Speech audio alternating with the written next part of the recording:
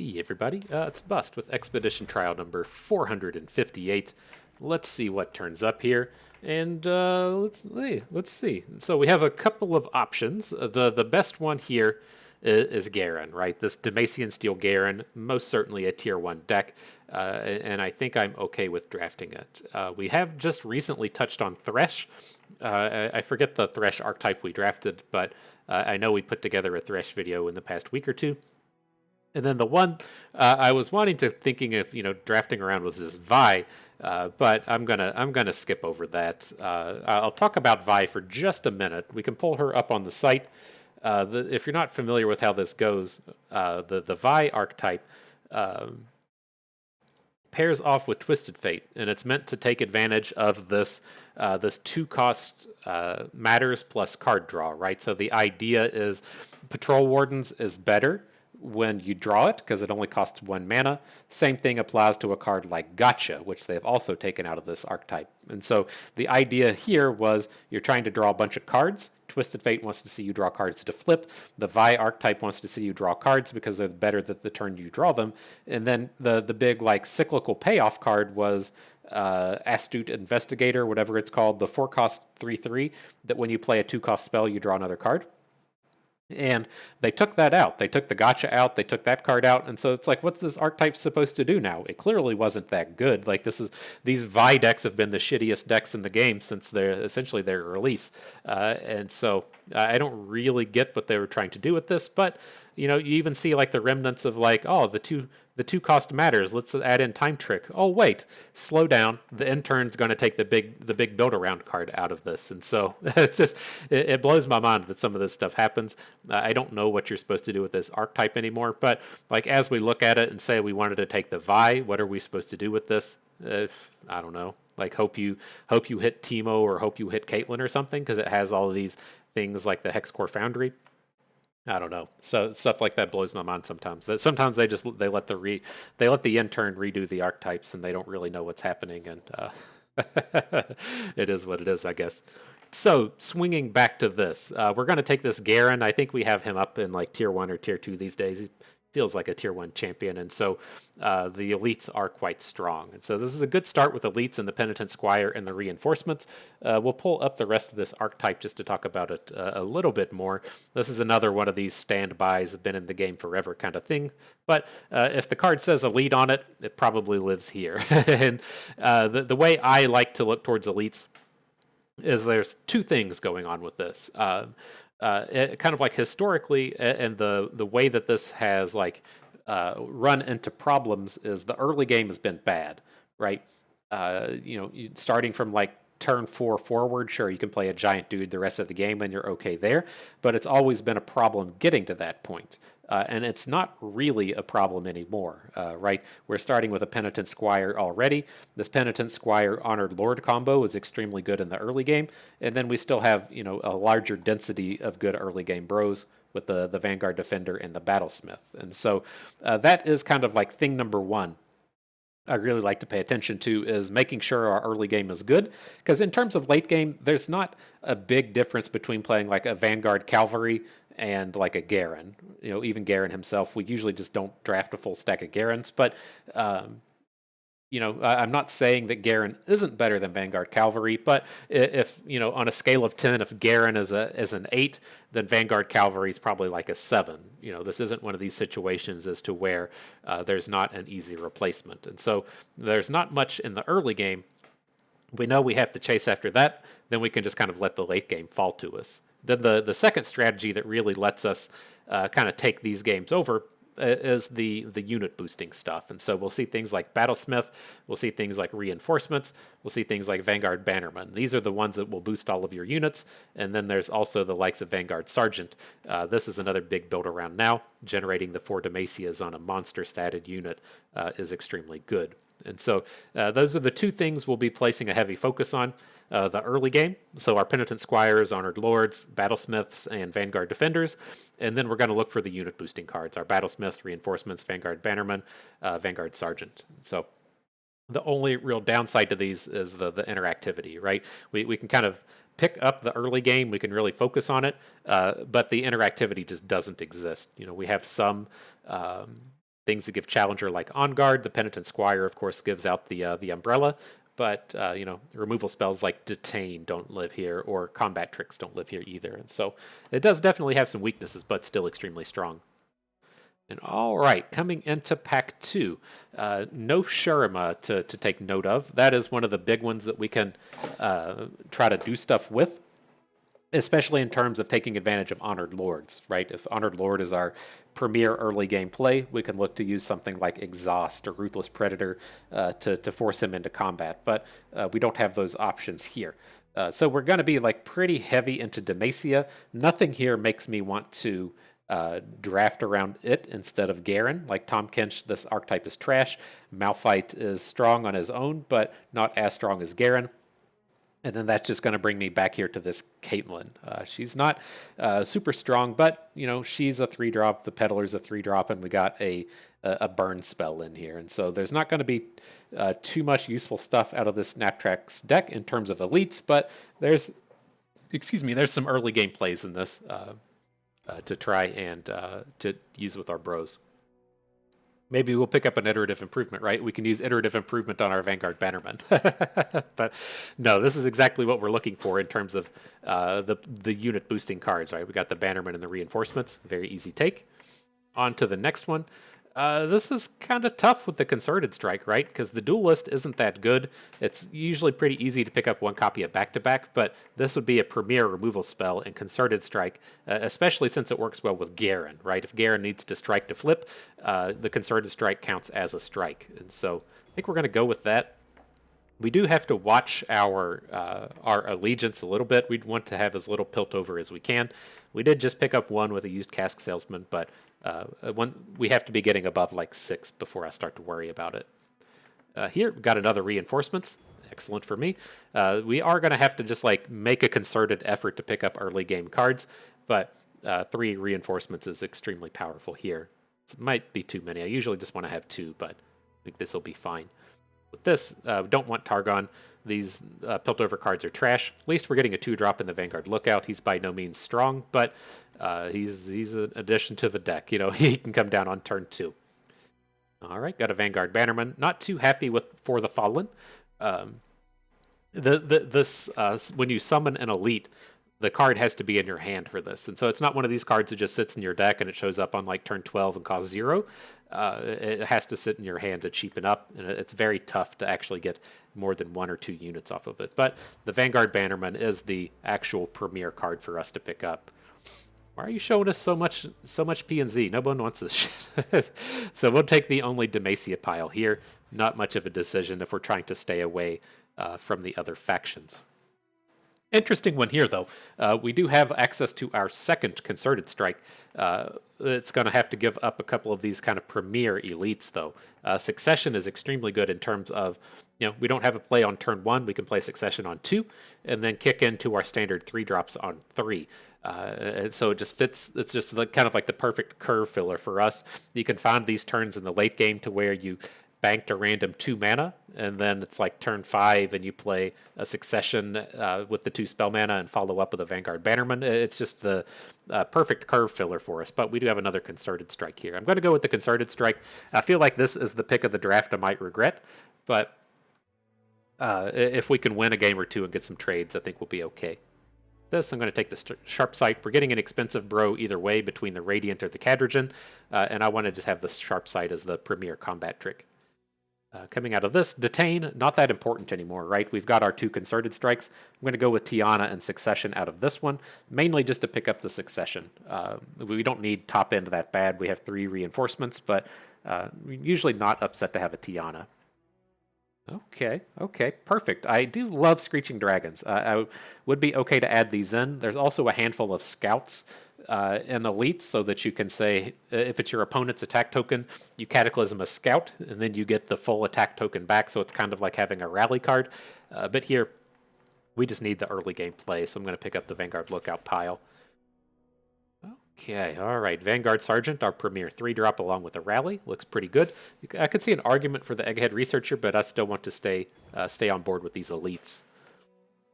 Right, a fairly weak set here. I don't like having multiple copies of the rally cards, but this is a fairly weak set of cards overall, and we're kind of stuck with it. And this last one, let's get rid of the Cask Salesman. I think we have enough removal in our two concerted strikes and enough top end in the reinforcements Tiana that Captain Arika is not that important. So, Swiftwing Lancer it is. And all right, you all know what time it is. We do live the pay-to-win lifestyle. Have to go and turn something premium, and as this is one of the archetypes that has been around since the beginning of the game, I feel like we're going to be at like rare plus on this, right? there's not going to be too many common cards that we haven't already leveled up, and so on to the rares. What do we got? We didn't draft any Gallant Riders. I don't think we even saw any. We did pick up a bunch of Radiants. This is a card that we're going to be like trading away. It's a bit unfortunate for her, but let me check out the spells real quick. Is Reinforcements one? Oh, we've already leveled up Reinforcements. Okay. You gotta check and see. Alright, we'll make sad noises about it, but we'll switch back to leveling up this Radiant. She could be pretty important for us here, though. Oh, not Redoubled Valor. What am I doing? How do I click away from this stuff? Oh my gosh. Get it together, Riot. Radiant Guardian. Here we go. You know, as our early game didn't really come together, it could be quite important to have these Radiants with their lifesteal coming out to save us. But all right. Looks okay. I mean, the way these drafts like typically go would be the Vanguard Bannermen, for whatever reason, don't usually turn up until like trade picks. And so it's kind of odd having the Bannermen early instead of late, but I think it's okay. Then the thing that sucked with this one is we didn't get the Challenger archetype to show up. Like, we took the Umbrella Maker that was in our opening pack. That usually kind of signals to the game, hey, we're trying to do this Challenger thing. And that's where you get like the really high-powered drafts going, is when you have the choice between taking a card from Demacian Steel and taking a card from Challenger Jarvan. But it didn't quite come together here. This will still be okay, though. Looks like we can. I'm not like amped about having 2 reinforcements, but I did hang on to it. We can play it on turn 5 pretty easily, because our curve is a bit of a mess.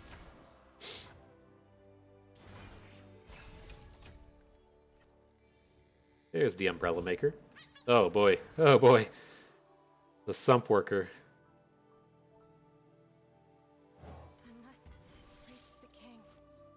Let's see. I want to go ahead and add the Penitent Squire, so if we pick up a 3-drop, we can try and hook in the Sump Worker. Nope. Dang. Okay.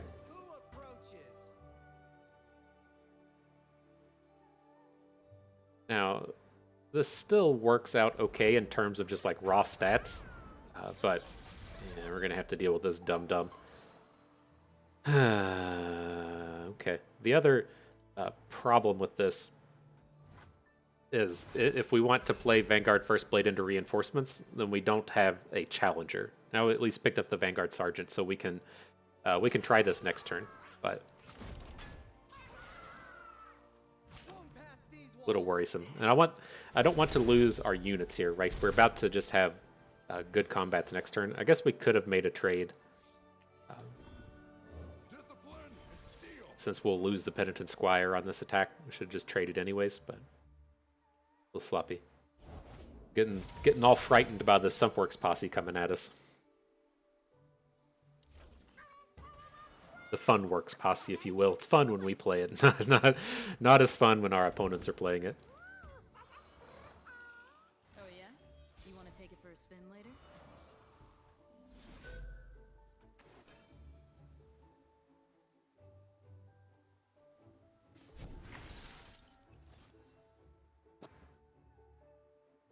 All right. Let's see how this goes. See if he's got an answer to our Challenger.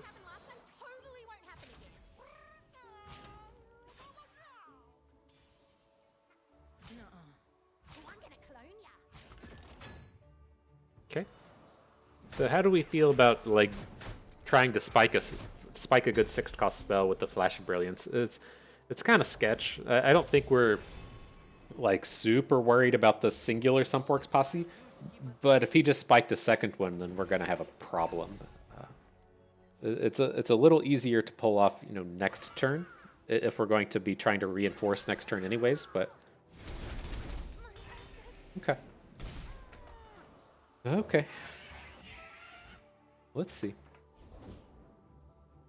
We might have recovered through this. We do have a Purify and a Sharp Sight in our deck, so we have like some answers to this dum-dum.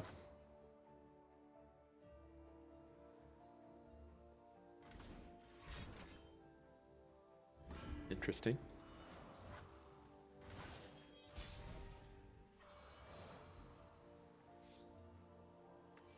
Alright, so we'll start with the flash. We hit Judgment. Okay. That's one way to have things going next turn. If he attacks with all of his units and then we throw, we can't block the elusive, but we get a Judgment down on a different block. That could potentially be a thing. Let's get an attack formation.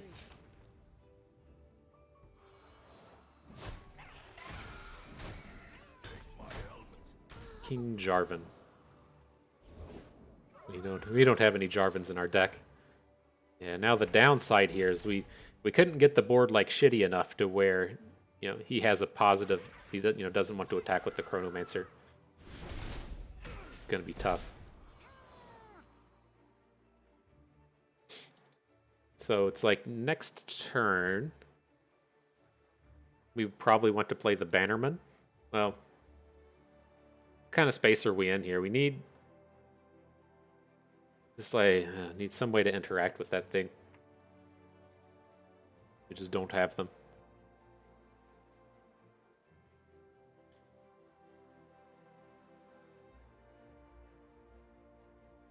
So what do we have next turn? Can we do 8 plus 4 at 12? Yeah, if we bank 1 mana. So let's play Vanguard First Blade. Let's play Caitlyn.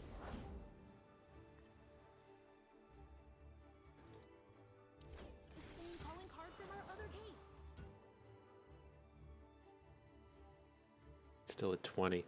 Yeah, so gross. Couldn't even get like a boosted Radiant Guardian on board. But we still got some draws. We're not completely out of it.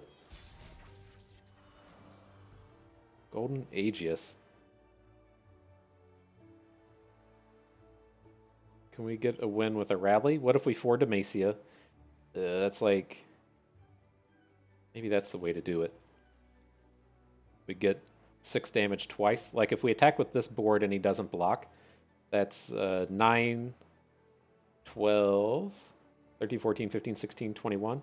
I think this is our way to do it. It's going to be more damage than making a Bannerman play.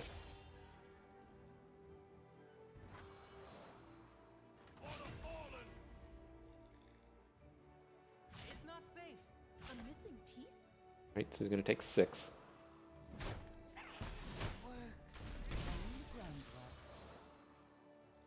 See if he does anything.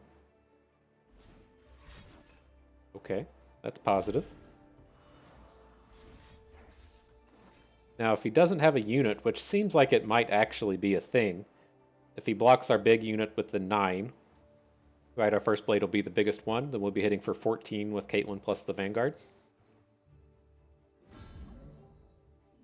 They might have done it, Fam Jam.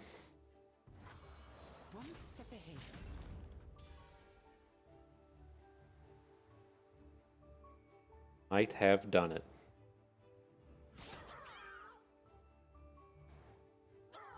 Uh-oh. Uh-oh. Says these mathematics aren't working right. Did it. Nice. Good job, team. So let's see what we got here. The way I usually look at these Garens is I don't usually want to draft around Garen. Probably going to continue to do so here because I really want this Penitent Squire. But the way I usually look at Garen is like when we were talking about heavy infantry or whatever that guy's called, the 5/5 tough. There's not a ton of difference between Garen and that. There's not a ton of difference between Garen and Radiant Guardian and Swiftwing Lancer. So again, I'm not saying that Garen isn't better than them. He is. There's just not so much difference between them and Garen that I wouldn't rather come out and just draft Lucians, right? Lucian's just a cheap pro. Fiora's cheap. Just that's where our problem lies, is having the early game. It's not having good 5-drops. And so, we're stacking up more 5s here with the Garens, but we do get a Penitent Squire. And, as we kind of talked about Challenger earlier, I'm hoping that as we add these Penitent Squires to our deck, it starts to offer us up Honored Lords and more Penitent Squires and other interactive early game units to make trades for.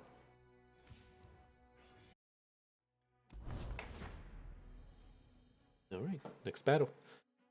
So yeah, that game that did kind of like highlight a lot of the problems both with elites and with our deck in its current form. Right, this deck doesn't interact with our opponent's stuff very good. We got like the Purify, the Sharp Sight, the Single Combat, the 2 Concerted Strikes, but we don't have all of the challengers to just punish a Sunforks posse, and then our curve is pretty high. We didn't help anything there by picking up 2 more 5-drops, but that's usually what beats us, is when we have hands like that where we try to take some of these hard mulligans and then we just kind of whiff. This is, again, like not the greatest start. I wanted to hang on to the Squire because if we pick up like 1 or 2 elites, then dropping her on the cheap is quite good. The downside here is if it's kind of easy for us to go into turn 3 without having a bigger play.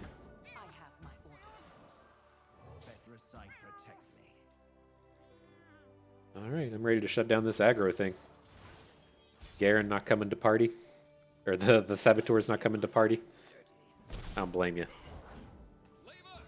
All right, he's ready to party again.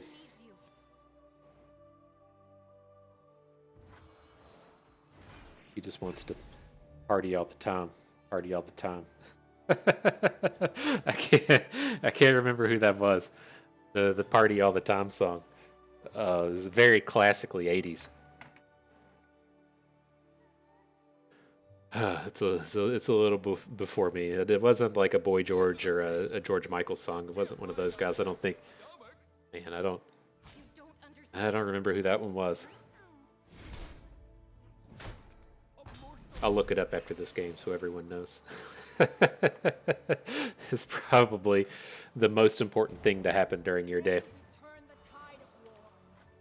But all right, yeah. I mean, you can see how awkward this is. We just don't have anything to do. We can actually play Flash of Brilliance and see what happens. We may try and play an expensive. I'm not going to try to Redoubled Valor a Maid Seeker Conservator. So we're just stuck with the Vanguard Squire at full cost. We can reinforce next turn.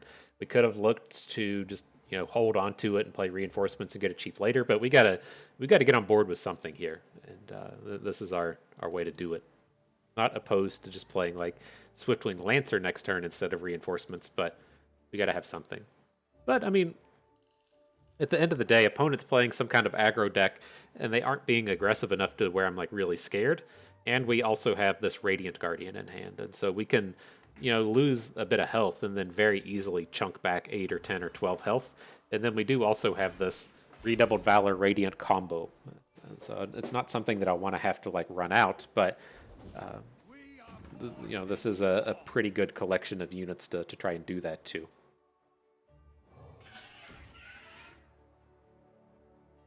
We just full trade across this board, I'm fine. The thing here that would be bad is if they have like a Whirling Death. Doesn't seem to be the case. Beautiful. Not going to send in the Squire, right? We're not trying to be particularly aggressive here. I would like to, give it a boost with the reinforcements. So let's just play it slow. Opponent adds Garen. All right. Would we want to put the Umbrella onto the Radiant Guardian?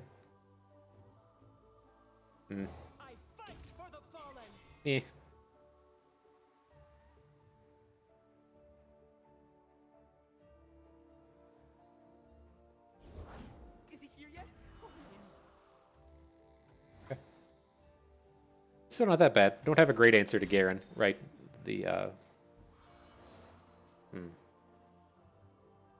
How do we feel about throwing away, just taking another, taking the single combat onto Garen now? You can get behind this. Just get this out of here.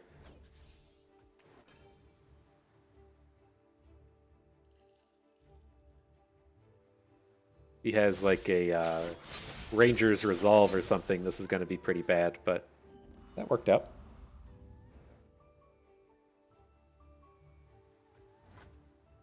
Right, and then we still got our Radiant around for another round of blocking. Should that be relevant?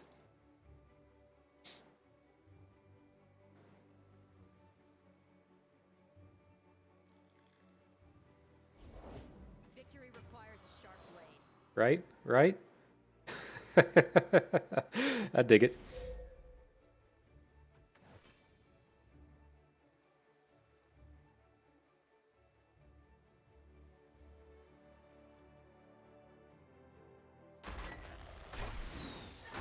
Nice.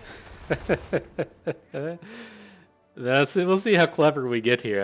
I'm leaning like more and more towards just dropping the redoubled valor onto our radiant. It can be scary against Noxus, but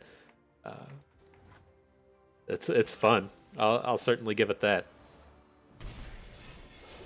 That's what we're all about.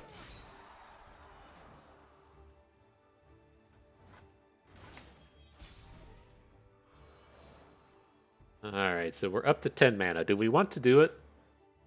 Kind of want to do it. Again, it's like it's kind of scary. They can like Nox and Guillotine, or they can Scorched Earth or something, but this is one of the cooler plays in the game, right? Make it 8/10 tough lifesteal. Girl's ready for battle.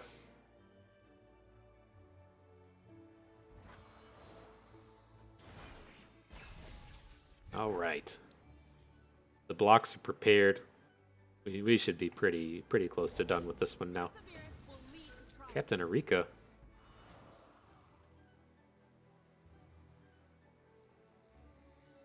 That's kind of lame. We are out here trying to have fun. Dude's doing stuff like that. Whatever, dude.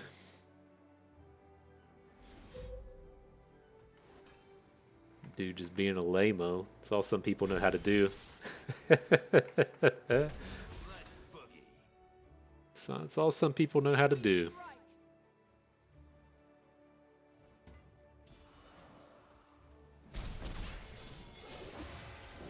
Alright, so you gotta take this one a little more serious, I guess. Let's get the Penitent Squire down. We want to?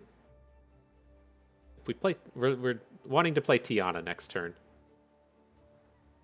But we won't have the spell mana to do like Tiana plus a Concerted Strike or something. Well, I guess we are kind of looking at giving like Tiana the banner, and then we can do that next turn though. This was a huge draw in the Vanguard Sergeant. So I don't like what we just did there either. That was a little sloppy. We should have played, well, yeah, I guess we still have an Umbrella down here. I don't really just want to put the Umbrella on Penitent Squire, though. We should have put the Umbrella onto Vanguard Sergeant, and then next turn we could have Umbrella to Tiana.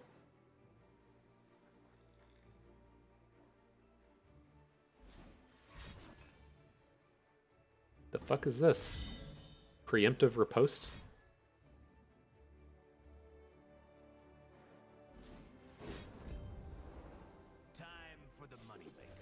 The fuck is this? I feel like it's a valid question. It's gonna hit us with atrocity?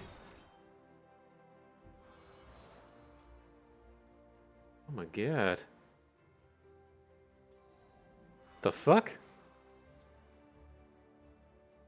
And it's with a riposte, so we can't even take it down with Concerted Strike? I knew this guy didn't like to have fun. That's not even a cool play. That's lame. Not even a cool play. Yeah. Fucking Wild Claws. Didn't see that one coming. That certainly wasn't on my radar. So what are we doing with these? I mean, We can add in Captain Eureka, but we just don't need this expensive stuff, right?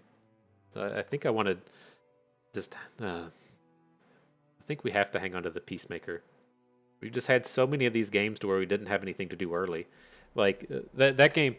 Yeah, if they didn't have some kind of weird shit like that where they played Riposte, Spinning Axe, Wild Claws just to end the game through a removal spell, like, we were getting completely ready to take that game over, right? We had, even with the messed up turn to where we should have umbrellaed the 3/4 so that we could have hooked Captain Eureka. Like, they needed like just a super weird sequence there for that game to not work out. And I don't think our deck is in a bad space because we lost a game. And so let's let the Eureka sit. I'm just going to skip over all these and we'll move on to the next one.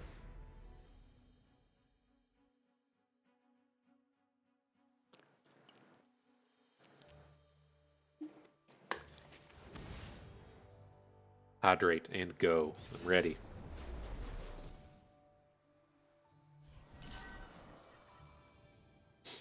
Okay, so look at that. We got a unit that costs 3 mana or less. Gotta hang on to that. See, sounds like this are why I'm saying we have to keep the Piltover Peacemaker. You have to have something that we can throw down.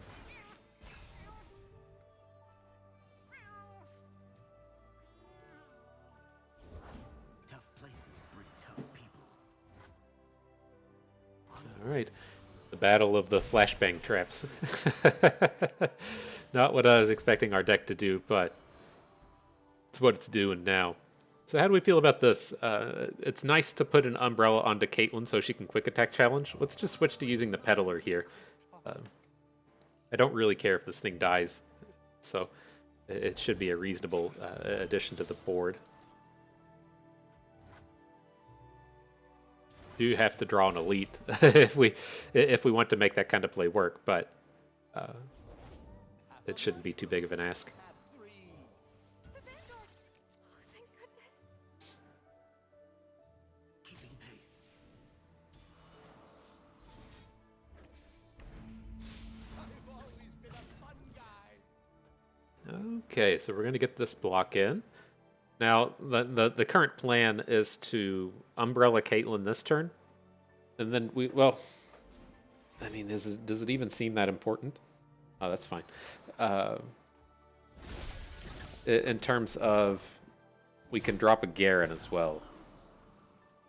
The thing with Garen is we can like attack and then single combat, perhaps. I'm leaning towards just not spending the mana this turn. Okay. I like the Garen. So Umbrella Garen. For justice, for Demacia. See what they play.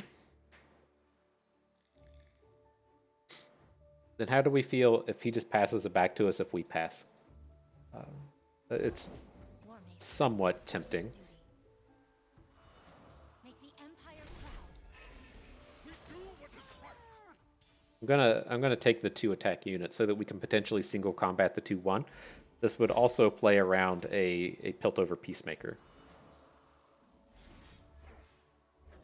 Beautiful, beautiful.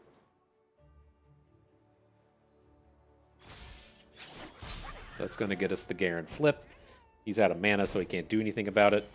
Now we're primed and ready to take this over with the rallies and stuff. Looks pretty good. Stay resolute. Whew.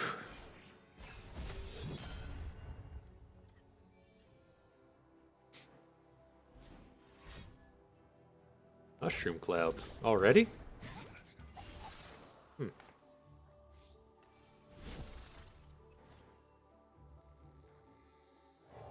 Alright, so we can give it all next turn. I played the Flash of Brilliance because we could just like follow up with Succession. That was the idea I initially had, but They don't break. maybe we are just going to give it all next turn. Make everything a quick attack challenging regenerator. Let's be real, it's not necessary. It is cool. I'm always for a cool play, but I don't think it's super necessary here. One step ahead. He's tapped out again, so we don't have to worry about a spell coming in.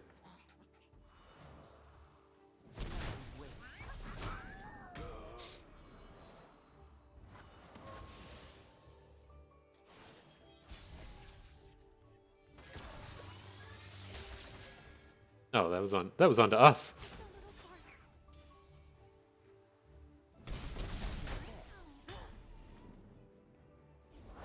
Me miss? Not by a long shot. Justice All right, then we'll just give it all next turn. It shouldn't matter, but we gotta get style points somewhere, right?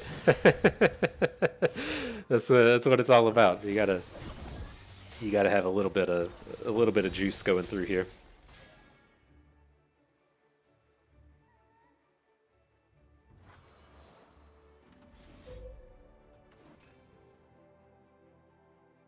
KDA stuff. Make them KDA noises. Here it goes.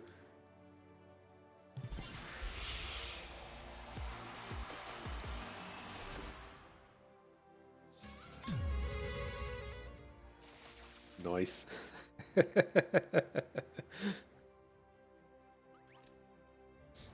Drop an emote on that one.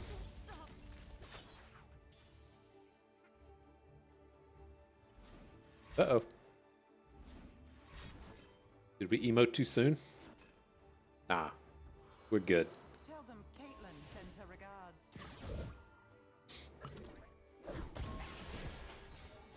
Excellent. I knew we had it in us. Just gotta I aim to win. watch all these things happen. This Caitlyn's not gonna lethal us, is she? Or is that our Caitlyn? What the hell's happening? She's gonna get quick attacked. Alright. Looking good. I must say, a satisfactory outcome. Okay, so what kind of trades are we gonna get here? Need cheap stuff, right? Trying to give me expensive stuff. I just want cheap stuff. I'm fine to trade out this Flash of Brilliance. I don't. What do we have? We have reinforcements and technically for the Fallen. That's fine. It's just at the end of the day, this is a 3/3 for 3 that we can play. You know, we got to have this early stuff, and it's just where we're really hurting. Party all the time. That was Eddie Murphy. I don't know how I felt that would slip me. Oh man, I have to go look that up. I did recently watch all the Beverly Hills Cops. They're still fine. Still okay. It's tough for a movie to hold up after oh god, like Beverly Hills Cop 1 might have came out in like 83 or 85 or so. And so hanging on for 30-35 years is pretty good. But, party all the time. Wow. It's hard to fathom how completely massive Eddie Murphy was. It kind of sucks for him, and like his, I don't know if you want to call it like tarnishing his legacy, where he put out all those movies like Flubber and The Nutty Professor, but I think like the first Nutty Professor was probably fine, but then they made like probably three more of them, but I mean, I don't know. There's also the kind of the standpoint of I think it was what's his name, the dude, I can't remember his name. It's slipping me now, but when he made R.I.P.D. with with Ryan Reynolds, and they were like, didn't you realize this was going to be a bad movie? And he was like, yeah, they paid me $20 million to make that bad movie, and it financed all this other stuff for me. I'd certainly do it again. It's probably not the exact quote, might not even be the right movie, but the same kind of thing applies. I mean, I'm sure Eddie Murphy made a shitload of money off of the Nutty Professor universe. Like, more power to you, my dude. Make that dollar. All right, got to get something going here. Another one of these classic games to where we just don't have anything to do with our mana. I was trying to play it, like a little slow with the Squire and the Bannerman, just to see if we couldn't buy some time with all this stuff, but it's starting to fall apart fairly quickly here. We just got, well, I don't know. We just got to make it another turn, right? I'm not opposed to just dropping a Bannerman here, right? It's not great just giving this one unit the bonus, but it's going to cheapen up the Squire, cheapen up for the Fallen. This dude's playing Mono Noxus, and so as long as we just don't die, I feel like our units are going to be big enough, and then we're getting to these spaces to where we can drop the Lancer or Garen or whatever we want after this turn. I think things will start turning up after this one round.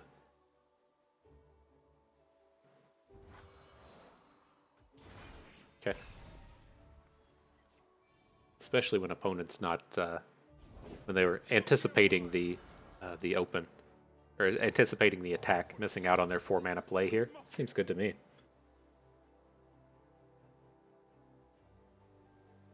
Awkward thing here is the Lancer and the Guardian aren't elite, so a little tough to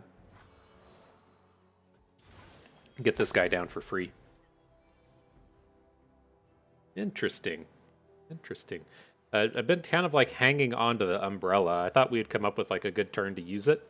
I think that good turn is approaching. Like you typically just slam them onto Garen, but I think here we might be able to just say like Umbrella the Squire and then just get good hooks across the board. I think this should be a strong turn.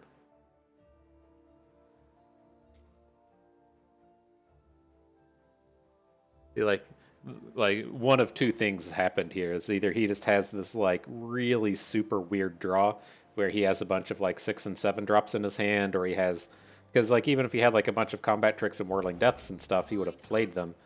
But interesting. Okay. All right, I tell you, we're gonna lose 2 units on this attack. Unfortunately, our challengers can't survive either of these, but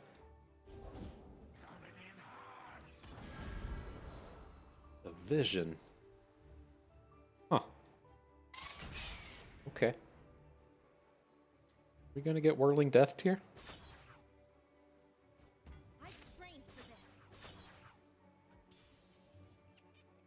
You know, I think that's okay. Do you like whirling deaths are 5/4?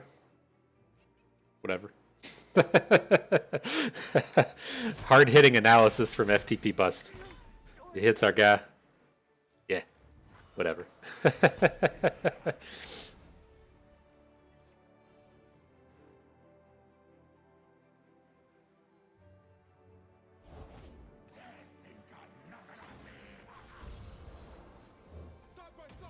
So, I mean, the new thing we want is just getting a good Vanguard Bannerman.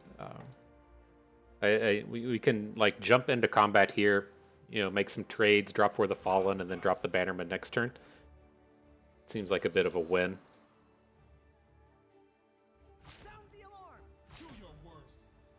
So we'll make the reasonable blocks. I don't think we need to just like throw away Bannerman #1 in the face of Reborn Grenadier. But if this gets like a combat trick or something to try and take down the cavalry, I feel like this is going to be a win.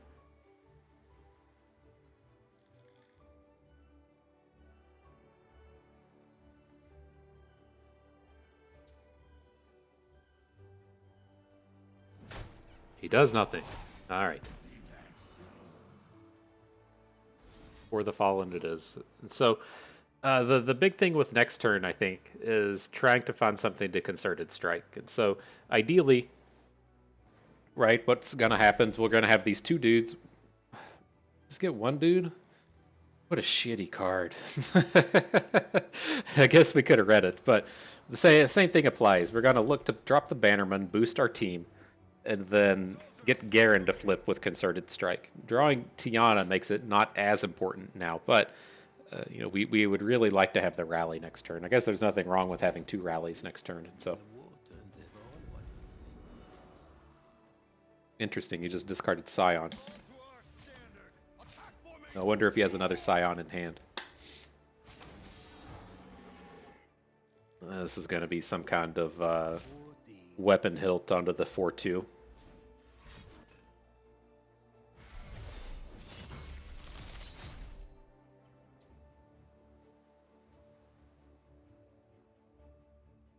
Kind of lame, if you ask me. Kind of lame.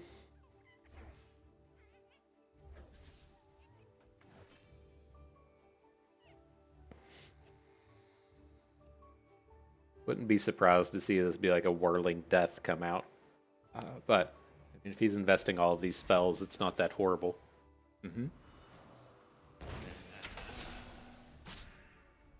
He has nothing on board. We're blasting for 11, and then we're just going to drop Tiana next turn. So I'm okay. I've done the analysis. It's not that bad. We're ready to party all the time.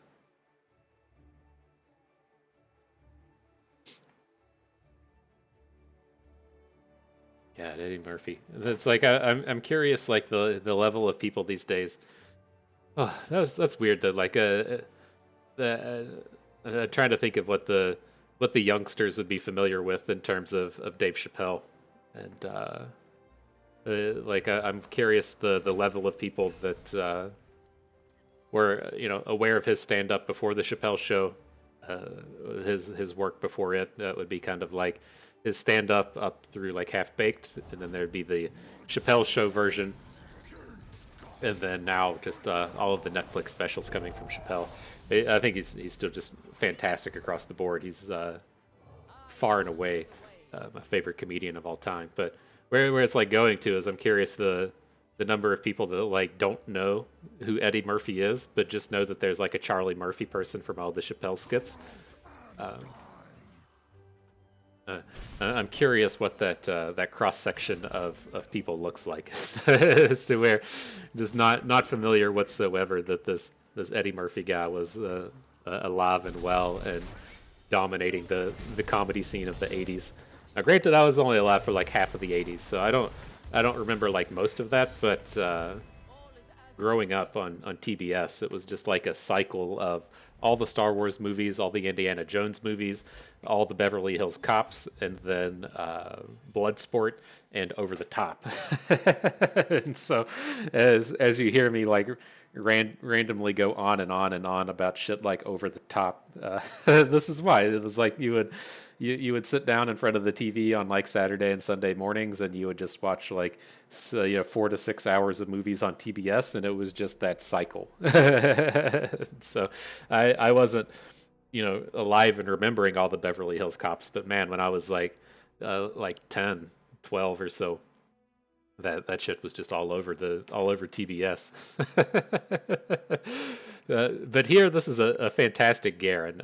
We've talked about not wanting to stack him so much, but Judgment is a ridiculously strong card, and then we're picking up Premier 2 and 3 in the Battlesmith and Vanguard Sergeant. And so we'll definitely party with these guys.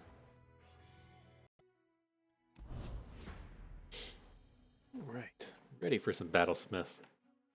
It's odd.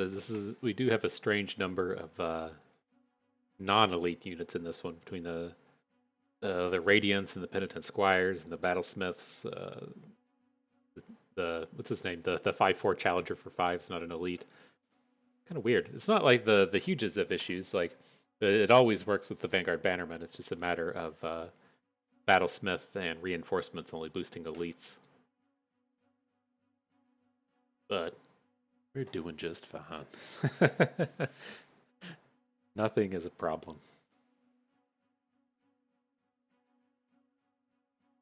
Let's see if we face off against that old Poro bot. We haven't ran into that big nasty here in a while. It seems like we went a few weeks where we were running into it multiple times. Now it's not been rearing its ugly head. Probably have to go against that stupid Draven deck. It's the challenging one to beat.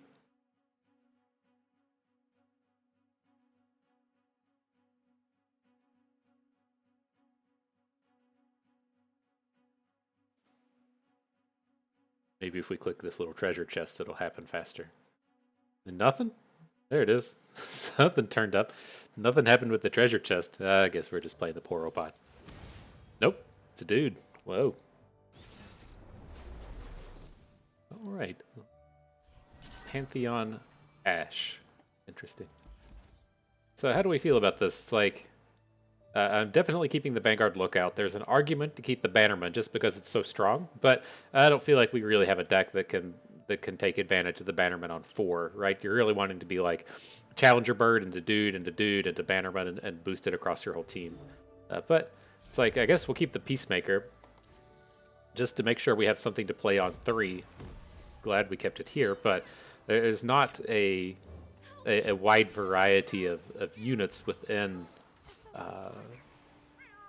Freylord Targon that the Peacemaker is going to ace. You know, it's much better against like Noxus, P, and Z as opposed to this collection of units.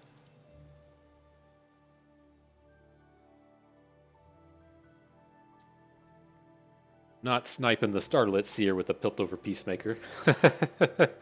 It's not the way that goes.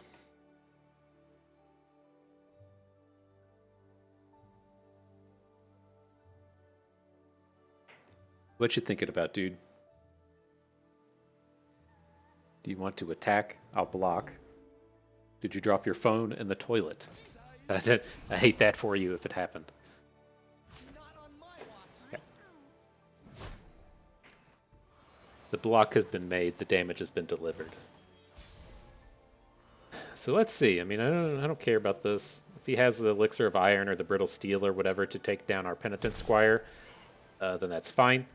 Kind of interested in popping this with the Piltover Peacemaker. This may work out nicely. He still gets the Zenith Blade, but we get a bunch of time if this is successful. Excellent. Still nothing to do in our hand here, but definitely feels better. Just from a tempo perspective, getting that big unit off of the board and buying us some time to get these 5-cost units and 8-cost spells out and about. This is... can probably wait. Not...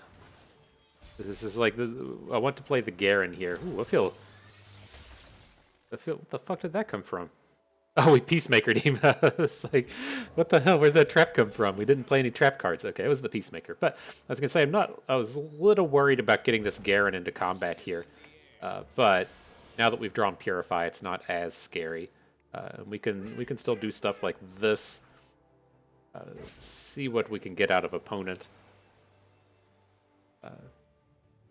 Like if he can, you know, do stuff to try and take our Garen down, but we have the Purify.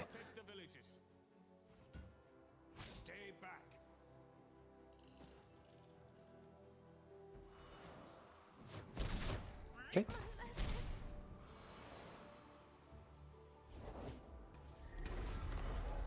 You got it, my dude.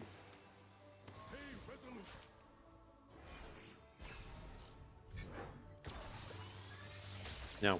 We'll see if he does anything. This feels like the kind of turn where where reinforcements would be good.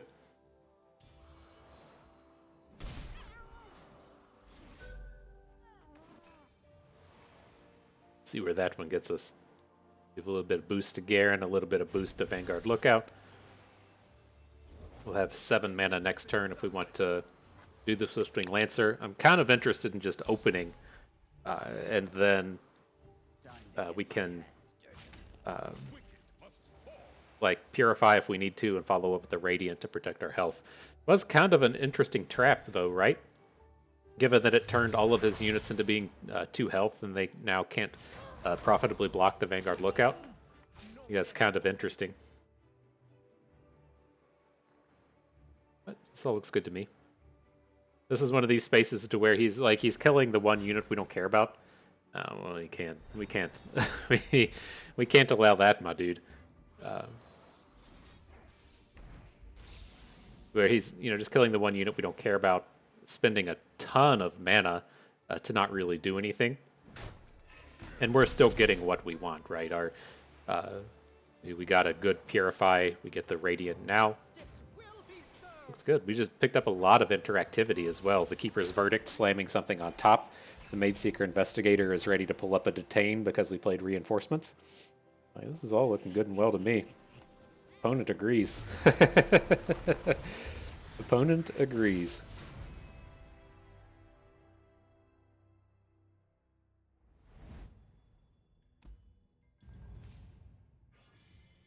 All right, so what are we doing with this one? Man, I think we have to pick up the Battlesmith. But, again, like, the Maidseeker Investigator is decent here, right? It's not an elite, which is kind of annoying, but it's a 3/3 for 3. Solves a lot of our early game problems of just needing something to play. and then it generates that removal spell in the late game. But I'm just going to pick up the Battlesmith. I'm kind of like hoping as time progresses and we get some more trade picks along the way that we'll just be able to like really morph into a high-powered elite deck, and the Battlesmith is a big part of that. Cool. And speaking of partying, there's the new line stuck in my head would be the Wayne's World. Wayne's World party time. Excellent. I need to watch that one again. I've never been like a huge fan of Mike Myers' work. Like the Austin Powers saga was not my cup of tea, but I did remember Wayne's World quite vividly in my youth. Wasn't one of the TBS classics, but is certainly one of those movies we've watched a bunch of times. It's like it wasn't like absurd in terms of like being ridiculous for a child to watch, but it felt like one of those movies that was just like a little outside of our maturity level, if you will, and it probably shouldn't have been partaking in it, but turned out okay, I guess. That's also, I think it's Wayne World 2 that has the classic line of calling in the order to the Asian takeout place and ordering up the cum of some young guy. I guess things like that start to be a little out of the bandwidth of a child, but didn't get it. I don't think I understood that until I was much older, so all was safe and well. Alright, let's see how this goes. This is one of these kind of awkward turns to where we didn't get the Penitent Squire down early, so it can't do a whole lot, but I think we're about to kind of pop off here. So I wonder if he attacks with a Zir. Doesn't appear to be the case. We want to get up to 3 attack, right? That's the 3 health is like the big place to be now that he's going to have a 2 attack unit on the board. So let's just put a little block in front of the Sand Soldier. Now when we attack, all of these units will be 3 health. And then we can add in the Swiftwing Lancer, ready to hook in a Zir. And then we also have the Sharp Sight for whatever we need in this combat. So, looks reasonably strong. Not sure if opponent has quite realized yet that we aren't doing like puff cap things, but this is just a brutal play for them. So we essentially counterspell the Siphoning Strike, lets us still challenge down this Azir. Oh, Fred. Listen to me make these grunting noises as things are just so good. In comes Garen. All right. So, I mean, we can drop Garen. Downside being we can't give him Challenger. I think this is still okay, though. Like, if he didn't have an interactive ability last turn, I can't imagine he has an interactive ability this turn. So, we can let that go. We can drop Reinforcements next turn as well. I think that's where we're going to take this. Or we can drop Judgment. What a cache of riches we have been delivered. Could be a Vengeance. Nope. Right, a Negation. What the fuck is this? Is this the Shurima Deny? Jeez, didn't even know that thing existed. I knew it existed. I've never seen someone play it, I should say. End the Crumble. Okay.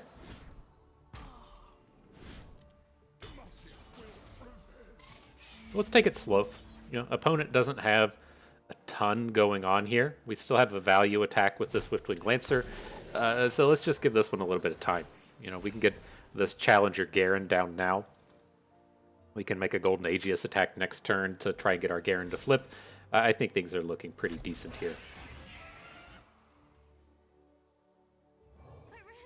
This is just going to trade with our Swiftwing Lancer. I'll take the sort of value hook. His unit has Ephemeral, so that's fine. I wonder if he... I I wonder if he actually thinks we're playing a Puff Cap Peddler deck. It has to be obvious at this point that we aren't, right? Seeing Garen come down with all of the other elites and stuff.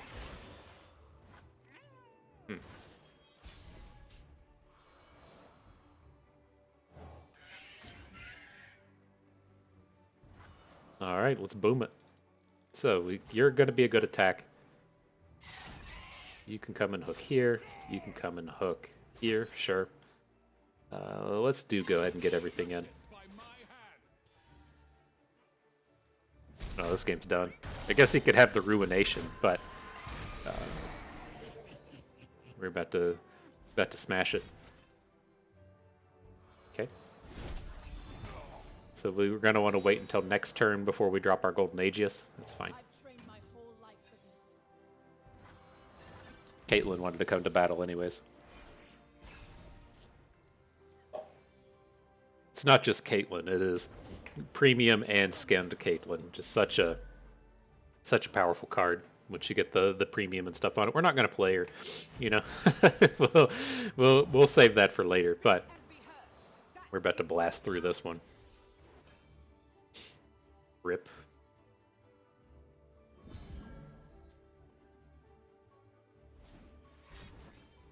Okay. Alright, you're gonna get another draw at it, my dude. Gonna be one short here.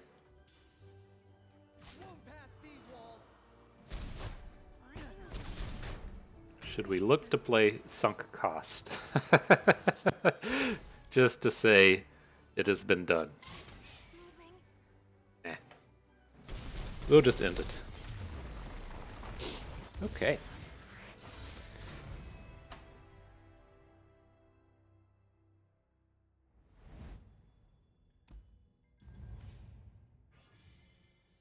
So what are we doing here? Still trying to offer us up Captain Erika's, huh? I think this still has, you know, it doesn't fix the problems we're trying to fix. Just pushing our curve down.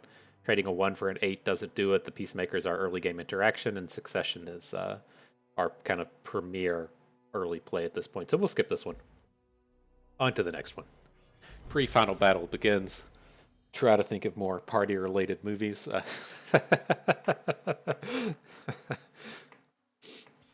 It's tough. It's tough trying to assemble all the party-related movies. All right, so something more along the lines that we typically expect with an Elites deck with the Succession and Vanguard Sergeant. You can kind of see here how this turns out a little bit better, and if we had, say, like a Cythria, how things here could be pretty powerful. But you know, getting the Succession down on 2, Vanguard Sergeant on 3, Bannerman on 4 is incredibly powerful if we want to go for it. The Bannerman typically isn't something that we drop on turn 4, but I mean, it's always nice to have the option. And this guy, Trundle Anivia, this typically some kind of like ramp style deck. We just have to wait and see what he's doing.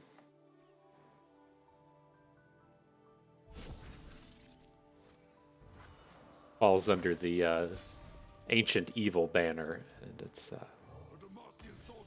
not a deck that has like a really good definition for what it's supposed to be doing. We should be safe here though. Like he can have Troll Chance. They can't play any attack boosting combat tricks, like unless it's the ephemeral thing from Shadow Isles. So you should feel pretty safe here.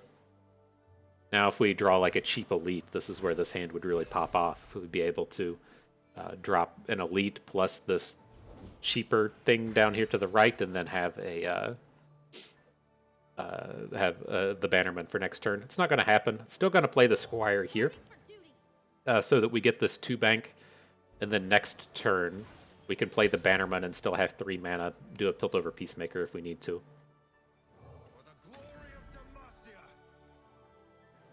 Say, check my stats, bruh. We got all of them.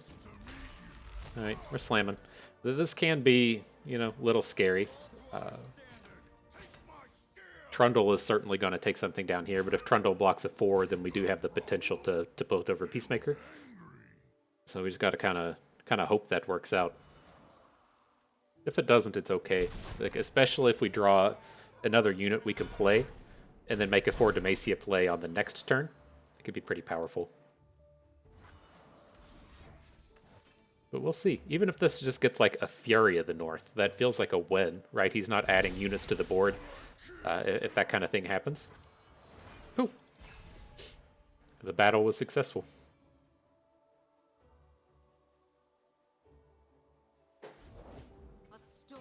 And Anivia.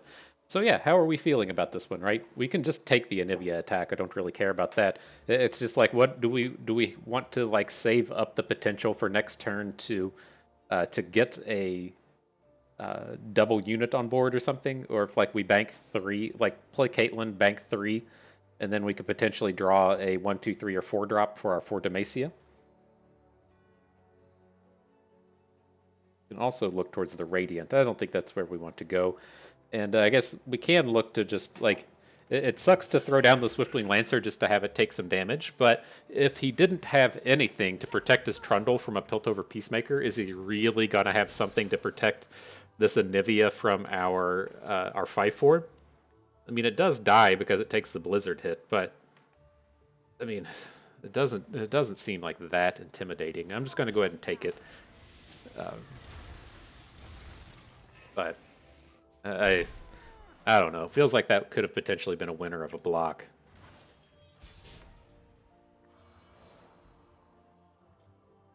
Well, we did draw a cheap unit. That's surprising. And if he's just... Oh, fuck. That's bad. That's bad. I did pick up a Choice Elite in Cythria, but... fucking at the stairs.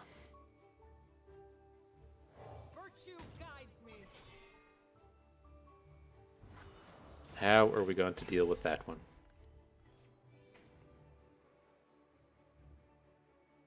We can look to just... Well, we don't even have to take the hit, right? If he attacks with Anivia here, we can just throw the Vanguard Lookout in front of it. But otherwise, kind of okay with just taking this. Where do we find ourselves here? Like, what I'm kind of thinking is... like, how do we get a rally attack in with the 4 Demacia? Like, that would just be a 10 mana play if we want to use the Golden Aegis. We would... I don't think that that's quite going to line up. I do like the idea of playing... I think where we'll take this is we'll just let this attack happen. We're about to gain a ton of health back out of this anyways. I'm going to add the Caitlyn and the Swiftwing Lancer. And then next turn, we're just going to make a 4 Demacia play. We can hook the Ithid Stairs with our Lancer and just try and take it down. We're going to gain 1,000,000 health from the Radiant. And we're still strong against all these dum-dums that he's put on the board.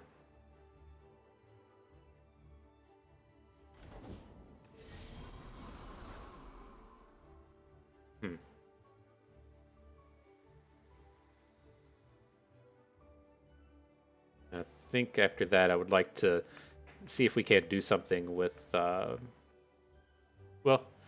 I guess our potential new problem now is this Anivia is going to flip, and we can technically hook down the egg, right? If we take a rally this turn, we just picked up a single combat, that solves a handful of our problems.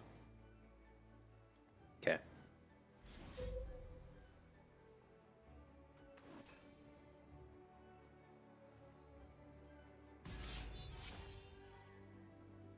I like it when our problems get solved. That's it always makes life a little easier if the problems are being solved. Okay. So do we just... Is this really the only good hook we're gonna get with the Lancer?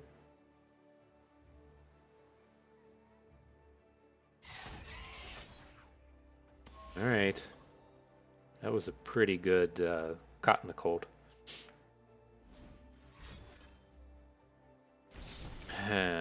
F. Okay. Well, we're not dead. It's just a bit of an unfortunate turn.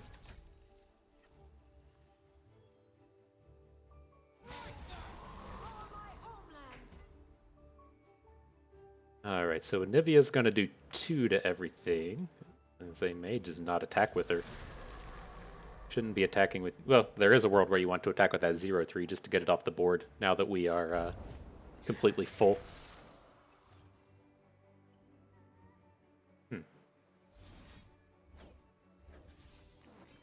See how this goes. Could have another Frostbite to get out of this, but it's not the end of the world if they do. Okay.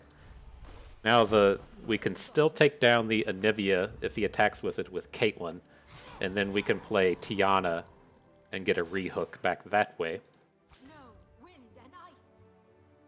Oh, he's gonna hook our challenger. That's kind of shitty.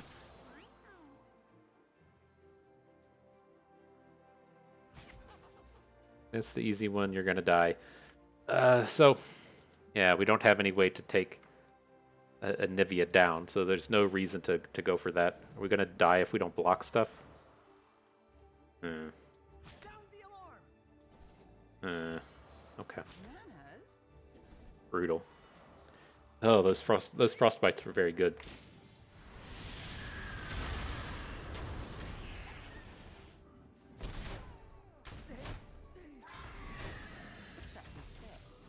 I don't know at what point we're finally going to start to start to respect the what's it called, the Ithid stairs. I mean, it was pretty soul crushing this game, but maybe one day we will. Doubt it, but maybe we will. This is our time.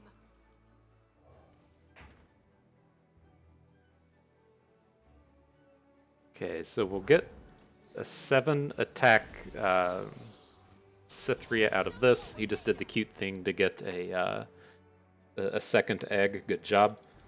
That will kill us if we aren't able to take a bunch of stuff down this turn. But let's see what happens. We just can't force him to block this turn, which is kind of a pain in the dick. Or we can't force in enough damage this turn. Okay. Yeah, but that was brutal. I mean, I guess we should have, like, I think the problem that we had that game was we read into the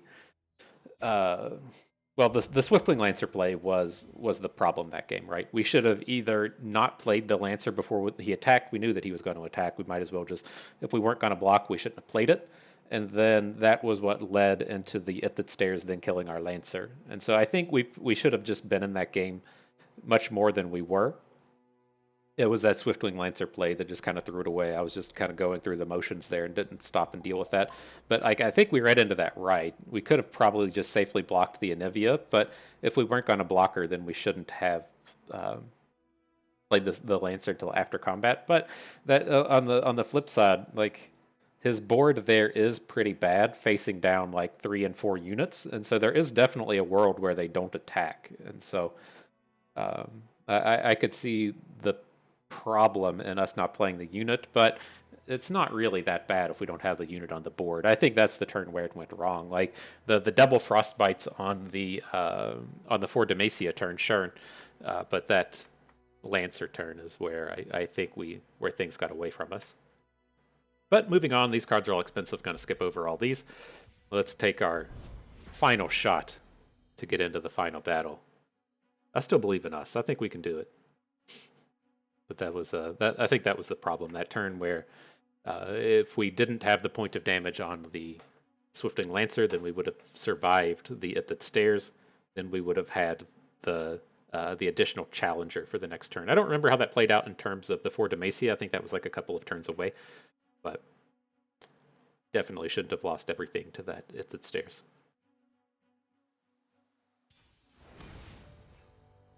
Okay, what do we got now? Some kind of Karma deck with P and Z and Targon.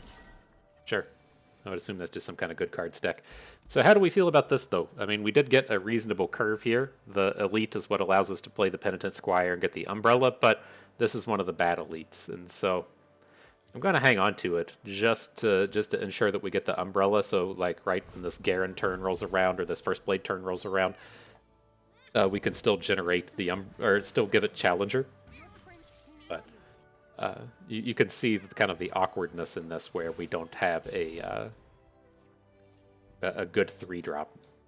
They appeared out of nowhere. But I'm going to continue on with the Squires. If he plays like a 3/3 here, then whatever you got us, we won't attack.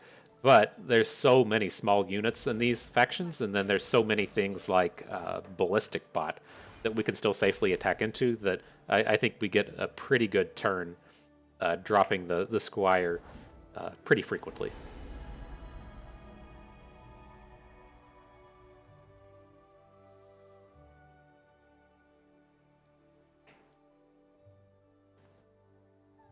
Okay, so I think I'm gonna like we're gonna get he's never attacking here, and then we're gonna like try and get the first blade down next turn.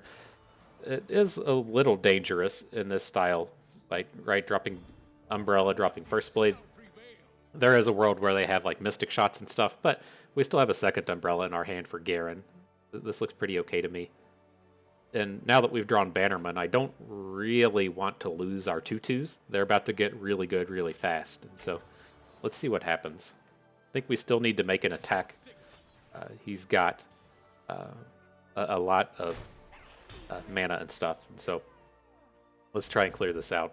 Victor, sure.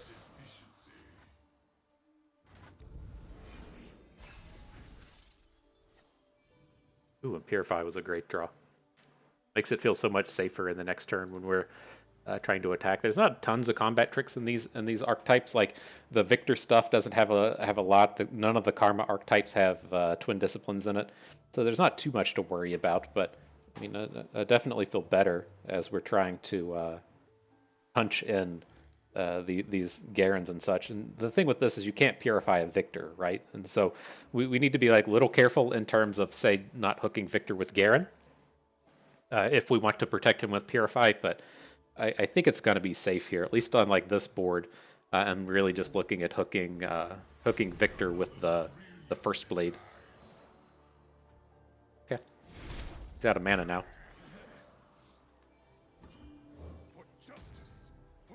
So I mean, he seems like really intent on that working. Right, he's taking down our unit to protect his Victor. I feel like he's not going to have an answer to our unit taking this Victor down. What could he do? He could gem, right? That would be kind of awkward. We did just pick up single combat.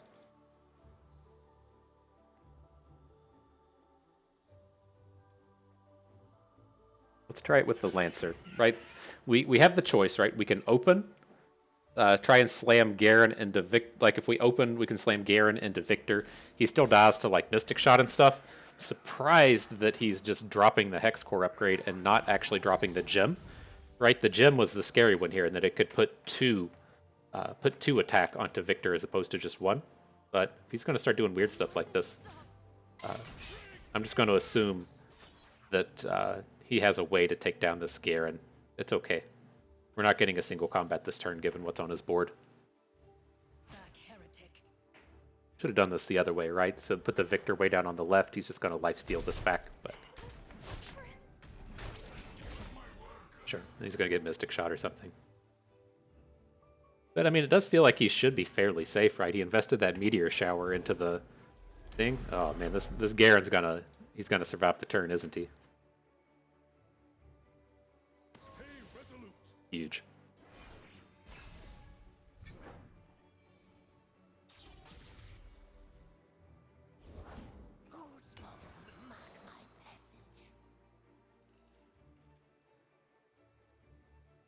So how does this work? No, I'm not worried about it. We can just take the 5 from the Crescent Guardian. He's gonna hook. Like I want to get a Garen single combat onto the Usari, but I also want to get maximum value out of this Bannerman.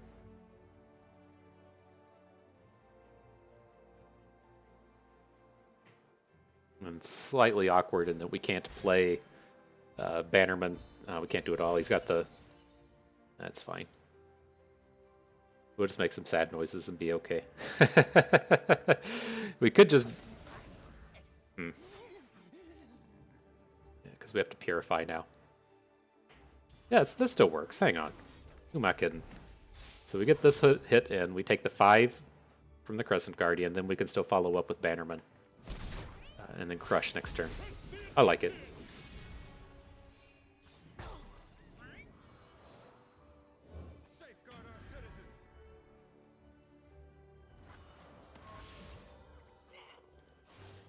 Gonna Crush.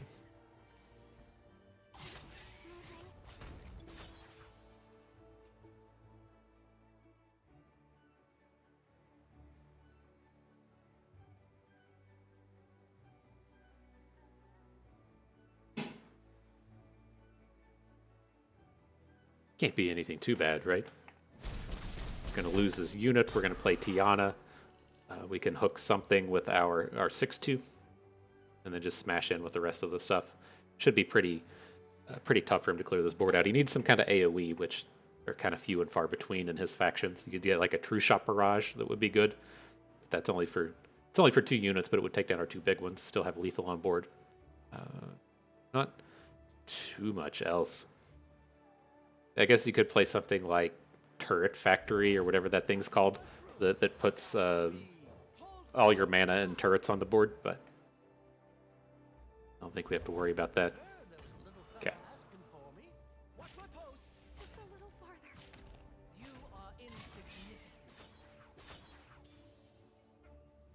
Got him. Nice. We did make it to the final battle. I believed in us. Superior tactics, iron will. Let's see if we can't clean this up a little bit before the final. Again, just looking for some cheap stuff. The Bannerman's not cheap, but it's better than the Conservator.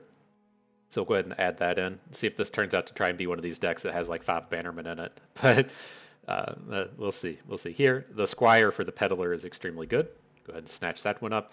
I am going to do the piece. Well, this is tough. Let's just get rid of the For the Fallen. I would really like to have this Succession, but we're picking up a 3. Even it's not, on theme. It's still cheap. It's just better than For the Fallen. Just get this dead card out of our deck. I would really like to have the Succession, though. On these, don't need more reinforcements. The tracker is expensive. I could see picking up a Riposte. We don't have any actual combat tricks outside of the 1 Sharp Sight and then the sort of like half trick in Purify. It's not as bad in terms of our spells because we have 3 reinforcements. And so, 3 of these spells are actually units. I think I like the Riposte. Just doesn't do a ton to help our curve, but we can cast it with spell mana, which is always nice. And then I'm going to skip on Jarvan. Caitlyn is a nice 3-drop, and we haven't been doing it, but we can put the banners onto Caitlyn and have a quick attack challenger, which is pretty nice. So let's just go ahead and skip over all these. There we go. Get this final battle party started. Man, I'm so glad they fixed that bug to where you leave the active screen on Runeterra and come back and it makes that loud ass noise. I had to deal with that thing for like a month. It just got me thinking. I had to pause the recording before we started in on the final battle and didn't have to hear that loud ass noise. Props to Riot for fixing that. But yeah, not by all means not the best of Elites decks we've ever had. I mean, we have 0 Honored Lords in here. You're typically looking for that style of deck to where the big curve is having like the Penitent Squire on 1, the Battlesmith on 2, and then an Umbrellaed Honored Lord on 3. So it gets the bonus stats. It gets a free attack with the barriered Umbrella thing, and then you still have a big dude on board, and then you get to kind of decide if you want to play a Bannerman as a 14 stat 4-drop, right? He's a 4/4 on his own because of the Battlesmith, and he gives your other units 1/1 for another 6, or how you want to go about it. It's just one of the premier openings for these style of decks, but no Honored Lords. And so I'm glad to see we've at least made it this far without what I consider to be the best unit, or the most important unit for the modern day Elites decks. I mean, it used to be Vanguard Bannerman. Now I think it's Honored Lord, that Honored Lord Penitent Squire combo. But I mean, the Squire is at least, I don't know, like it would be a little different if we had 3 Honored Lords and 0 Squires, right? It would just be a bad unit. Whereas we're still getting value out of the Squire, right? We've had a lot of success with putting the Umbrellas onto Garen. We've put it on the Vanguard Elite, whatever he is, the 4-cost 2/2. We've done that a few times. So we're at least still getting some usage out of it, but it's that combo that comes out of challengers that really brings it. It was weird. We didn't get the challengers anywhere through this archetype. That was kind of strange. But all right, the Demacia on Demacia battles. Opponent, Mono Demacia. Us. We got 2 Piltover cards left, and so let's see how this goes. So I think I'm kind of interested in hanging on to her post here. It's not that good like right now, but it would be good in the face of Screeching Dragons and just give us like a real shot at a big tempo game. But I'm gonna come out and just look for a 3. He appeared out of nowhere. I'm not blocking if he. Well, this is pretty early, right? Like, how do we feel if he just drops the drops like the 1/3 next turn? This doesn't seem that special. We have all these bannermen in our hand. We should probably just hang on to him for a moment. You can count on me. Very likely to see the 1/3 come down here. If not, we can continue to pass. It's just like it sucks so much to like to not have a ton of units for these bannermen.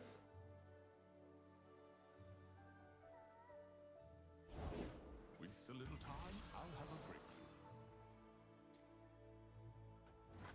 breakthrough. Okay. Let's just play it slow.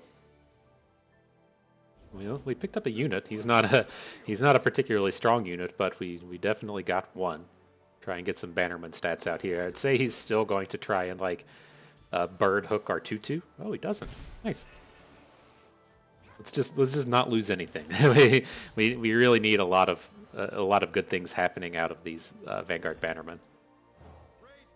I'm gonna come in and try and hook down his Fleet Feather Tracker. So if he plays Shyvana here, it's kind of meh.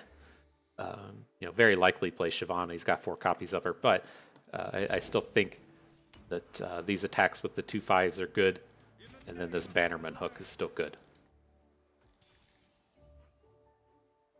I protect my own. Okay. Get to deliver a few points of damage before our second Bannerman comes down. We can finally trade with these dum-dums now that our 2/4s and 2/2s have shrunk a bit. Big Shyvana. He can't confront. He's only got 1 mana now. So I think we can give this a turn. We can just drop Garen and then try and boost him next turn with the Bannerman. I think this is good. So he's only going to attack with Shyvana. We're going to ignore that. Our turn, we'll play the Bannerman and then have a single combat lined up. And, hopefully we can not die enough to where if we need to gain some health, we can do so with the Radiant.